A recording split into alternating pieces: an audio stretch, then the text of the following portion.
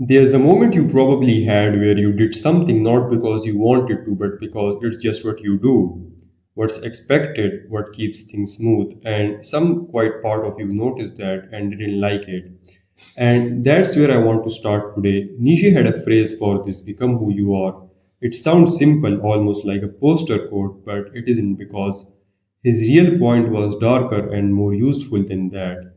Many people never fully become themselves, they just get assembled by family, by culture, by fear of standing out, and they call the result who they are, when really it's just who they were told to be. So here's the first idea worth sitting with. Nietzsche talked about herd morality, the set of values you absorb simply because everyone around you holds them, not because you ever actually tested them against your own life. This isn't about rebellion for its own sake, it's about noticing how much of what you call your values you never actually chose.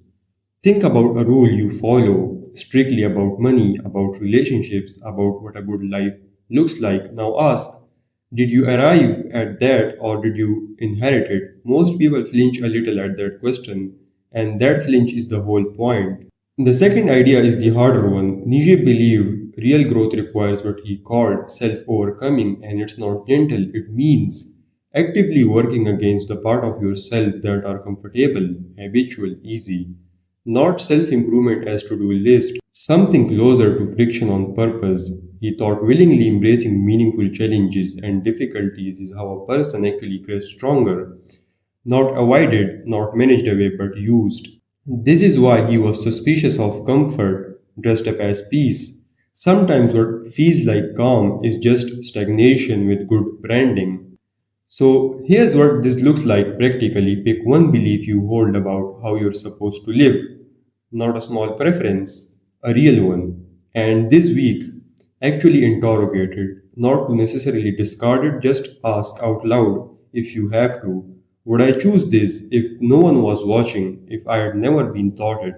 If the answer is yes, good, now it's actually yours. If the answer is no, that's the beginning of becoming more consciously yourself instead of just continuing to be something. Nietzsche wasn't offering comfort, he was offering a dare, and the dare was simple. Stop borrowing your life from other people and start authoring it, even when it costs you something. That's the whole advice, not easy, just honest.